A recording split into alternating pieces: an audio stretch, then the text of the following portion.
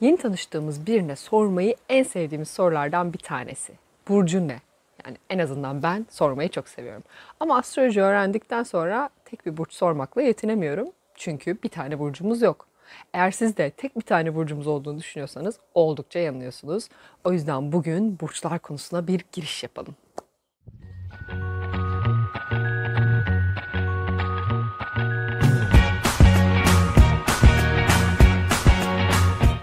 Merhaba, Nadide Özge Ozanoğlu ben.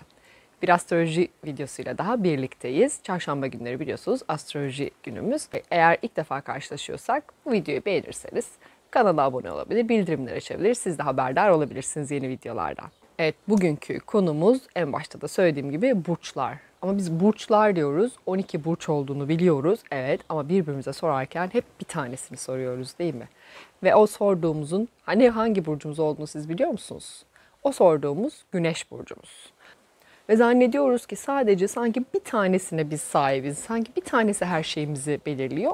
İşte zaten astrolojiye gelen en büyük eleştirilerden bir tanesi. İnsanları 12 kategoriye mi ayırıyorsunuz diye. Tabii ki böyle bir şey mümkün mü? Mümkün değil. O yüzden aslında bu bizim birazcık güneşe verdiğimiz ekstra önemden, ki güneş çok önemli, bunu asla yadsımıyorum, ama sadece sanki ondan oluşuyormuşuz gibi tek bir tane burçtan bahsediyoruz. O yüzden aslında kendimizi 12 burcun tamamından böyle sıyrılıp sadece bir tane güneşimizin arkasına sığınmayacağız. Çünkü artık biz biraz daha doğum haritası nedir, doğum haritası nelerden oluşur, bizim içimizde hangi burçlar neler var, hangi rollerimiz var, artık bunları birazcık daha biliyoruz. Demek ki burcun ne diye sorulduğunda sadece güneşi söylemek yetmiyor. Peki güneş neyi ifade ediyor? Biliyorsunuz Dünyanın Güneş'in etrafında dönmesiyle bir yıl oluşuyor değil mi? Yani bir yılın 365 gün, yaklaşık 360 üzerinden bir düşünürseniz 12'ye böldüğünüzde 30 gün ediyor. Yani biz o bir aylık dönemde bir güneşin bir burçtan geçişini izliyoruz. Bu durumda şöyle de diyebiliriz, her gün 1 derece ilerleyerek bir burçtan geçiyor. İşte o ay içerisinde doğan herkesin de güneş burcu aynı oluyor. Bunu zaten biliyoruz. Peki güneş, bizim güneş sistemimizin en önemli elemanı değil mi? Bütün işte dünyamızı aydınlatan, dünyadaki her şeyin oluşumuna, canlılığın oluşumuna sebep olan. İşte aynı güneşin gerçekten bu güneş sistemindeki rolü gibi bizim doğum haritalarımızdaki rolü de çok önemli. Biz en çok aydınlandığımız alan, yani aslında kişiliğimizin temeli, kişiliğimizin ana yapısı. Bizim kendimizi algılama şeklimiz, yani algıladığımız ve algılamadığımız tüm halimizde benliğimizi oluşturuyor aslında güneş. Ama biliyorsunuz sadece bununla bitmiyor. İnsan dediğimiz varlık oldukça katmanlı.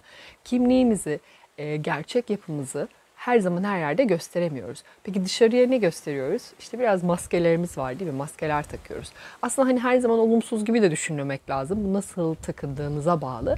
İşte bu yüzümüzde yükselen. Siz biliyorsunuz ki burcun ne diye sorulduğunda aslında güneşi söylerken yükselen burcun ne diye de sormamız gerekiyor. Çünkü yükselen burç birbirimizi tanıdığımız yer. Hani haritanın giriş noktası dedik değil mi? Haritanın birinci evinin burcu neyse yükselen burcumuz o dedik.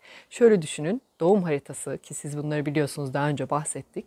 Doğduğunuz saatte, doğduğunuz anda aslında şekillendiğini düşünürseniz sizi hayatın karşıladığı ortam, yani siz öyle bir anda öyle bir yere doğuyorsunuz ki hangi burçtaysa o doğduğunuz, tabii ki dereceleri falan daha detaylarda çok önemli, ama genel olarak düşünürsek hangi burcun ortamına doğuyorsanız işte dünyadan o maskeyle geçiyorsunuz, o araçla geçiyorsunuz diyebiliriz. Mesela şöyle bir şey vardı kitapta, Barış İlhan'ın kitabında yükselen burçlarla ilgili, çok hoşuma gitmişti. Bunun dünyada, yükselen burcumuz dünyadan geçerken kullandığımız bir araba gibi düşünürsek, mesela işte bir Koç burcuysa yükseleniniz böyle hızlı, sportif bir araba olabilirken, Oğlak burcuysa daha böyle karizmatik, daha yere basan, ayakları yere basan, daha böyle güvenlikli bir araç olabilir. Boğa burcuysa yükseleniniz içi böyle deri koltuklarla kaplı, böyle rahat, işte ısıtmalı falan filan, böyle rahat, konforlu bir ortam olabilir. Yani aslında dünyadan geçerken aradığımız ortam, yani biz neyi arıyoruz ve nerede kendimizi gösteriyoruz? Yükselen burcumuz da bunu belirliyor. Aynı zamanda dış görünüşümüzü de belirliyor yükselen burç. Çünkü biz birbirimizi aslında yükselenlerimizle tanıyoruz. Bir de şöyle bir mit var Türkiye'de, biliyorsunuz. Belli bir yaştan sonra, işte 30 yaşından sonra yükselen burcu daha baskın oluyormuş falan. Bu tamamen asılsız bir mit ama şu noktada doğru olabilir. Yani böyle bir genelleme asla yapamayız ama eğer kişi maskesiyle kişiliği arasında uçurumlar taşıyorsa ve kişiliğini reddedip topluma takındığı maskesinin peşine gitmişse, eğer onu kabul etmişse kendine, dolayısıyla artık hani o yükselenin gibi olmuş, yükselen burcunu benimsemiş olabilir.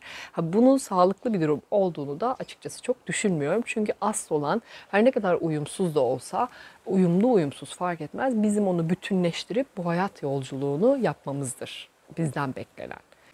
Yükselen burç maskemiz, güneşimiz kimliğimiz, bir de iç dünyamız var değil mi? Duygularımız, dürtülerimiz, bizim çekildiğimiz alan. Hani böyle kendimizi yalnız hissettiğimizde ya da bir durumla baş edemediğimizde koştuğumuz, sarıldığımız, yaptığımız şeyler var.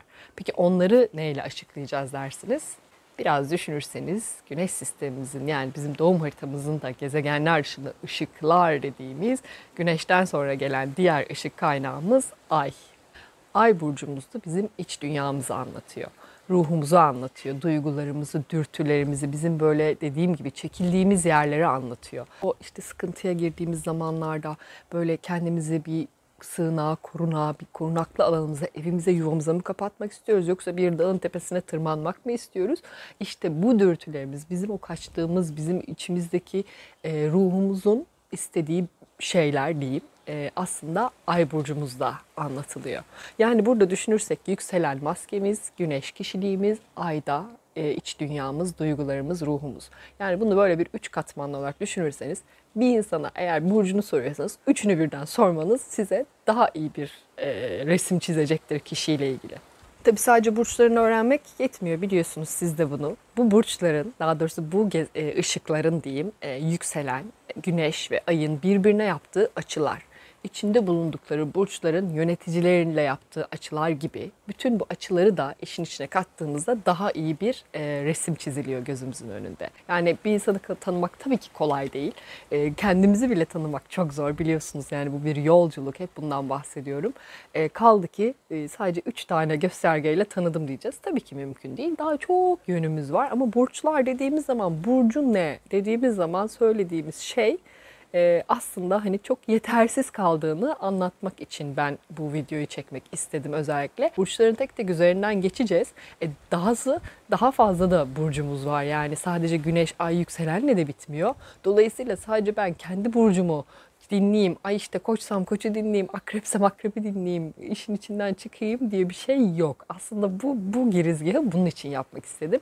O 12 burcu doğum haritası içerdiğine göre biz de 12 burcu çeşitli oranlarda, ama artı yönleriyle ama eksi yönleriyle, ama baskın olarak ama daha çekinik, daha pasif olarak içimizde, ruhumuzda taşıyoruz. Yani hiç beğenmediğiniz, sevmediğiniz, ay ben bunlarla anlaşamıyorum dediğiniz bir burç varsa maalesef kötü haber. Yani sizin için kötü haber. O da içinizde. O yüzden o çekemediğiniz burç her neyse, o sevmediğiniz burç, onu da bir an önce kabul edip kendi içinizde barışmanız çok faydanız olacaktır. Ayrıca şunu söylemeden de geçmeyeyim. Yükselen güneş ve ay dedik, bitmedi. Daha bunun Merkür'ü var, Venüs'ü var, Mars'ı var, Jüpiter'i, Satürn'ü, Neptün'ü, Uranüs'ü, Plüto'su var.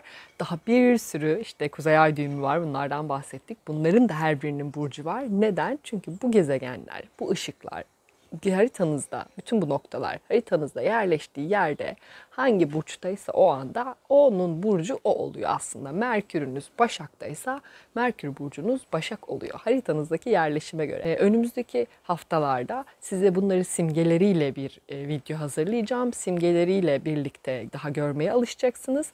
Emin olun bir süre sonra zaten okumayı öğrenmek gibi o simgeler, semboller size çok kolay gelecek. Çok rahatlıkla anlayacaksınız. Ve burçları anlatmaya başlamadan önce önümüzdeki hafta yine kişisel gezegenler dediğimiz Merkür, Venüs ve Mars'tan bahsedeceğim. Bu 3 burcu da bilmeniz sizin çok faydanız olacaktır. Yani şöyle toparlayacak olursak, burcun ne sorusu çok kısır bir soru. Buna verilebilecek en iyi cevap, hangi burcumu soruyordun? Yani işte astrolojiyi bilen biri olarak bunu sormanız lazım. En azından şöyle diyebilirsiniz. Bir kişi size burcunuzu sorduğunda üçünü birden söyleyip Yengeç, Başak, Ay. Efendim diyebilir karşıdaki. Mesela bunu genelde şu sırayla söylüyoruz. Güneşimiz, yükselenimiz ve ayımız olarak söylüyoruz. Yani hep alışılagelmişin güneşi söylemek olduğu için onu es geçmiyoruz ilk sırada. Yükselen burcu ve ay burcu da zaten son yıllarda daha çok artık bilinmeye başladı. Ki bence bilinmeyi hak ediyor. Çünkü asıl dürtülerimiz, asıl bizim korunaklı alanımız orada. Ve bundan sonra haritayı tanımaya ve kendinizi tanımaya başladıktan sonra genelde şunu daha çok merak edeceksiniz. Bir kişiyle mesela iletişim halindesiniz, konuşuyorsunuz. Belki söyledikleri de anlamıyorsunuz. Belki o kadar akıcı geliyor ki onunla muhabbetiniz. Ay senin Merkür'ün ne diye kendinizi böyle bunu sorarken bulabilirsiniz. Şahsen ben öyle yapıyorum. Bazen anlaşabildiğinizde, bazen anlaşamadığımızda bunu sorma ihtiyacı duyabilirsiniz siz de. O yüzden astrolojide kendinizi tanıdıkça aslında insanları da tanımaya başlıyorsunuz. Zaten bu yolculuk içten dışa bir yolculuk olduğuna göre kendini tanımak aslında hayatta karşınıza çıkabilecek her insanı tanımak için güzel bir adımdır. Evet, bu hafta da böyle bir girizgah yapıp hani bütün burçları dinlemenizi istediğim için aslında bunu yapıyorum. Ki zaten faydanız olacaktır. Böyle bir şekilde en azından yükselen güneş, ay ne demektir, anlamları nedir? Şöyle bir üstünden geçmiş olduk. Önümüzdeki hafta dediğim gibi kişisel gezegenlerden bahsedeceğim. Sonra da artık burçların hikayelerine doğru böyle bir giriş yapacağız. Siz de haritanızda zaten hangi gezegeniniz, hangi burçta olduğunu öğrenmiş olmanız gerektiğini düşünüyorum. O zamana kadar öğrenmiş olursunuz. Dinlerken de daha anlamlı dinlersiniz. Çünkü bir burçtan bahsederken işte mesela Koç burcunu anlatırken sizin Merkürünüz Koçsa siz onu iletişiminize yoracaksınız. Ayınız Koçsa iç dünyamda, duygularımda demek ki böyle bir insanım gibi yoracaksınız. Sizin burçları dinlemenizin daha verimli kılmak için anlamlarını, bunları neden hepsini dinlemeniz gerektiğini anlatmak için böyle bir video girizgahı yapmak istedim burçlar konusunda.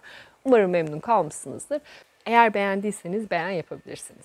Onun dışında yorumlarınızı çok seviyorum. Yorum yazarsanız, bu konuyla ilgili aklınıza takılan, anlamadığınız veya eklemek istediğiniz bir şey olursa yorumlara yazarsanız çok çok sevinirim.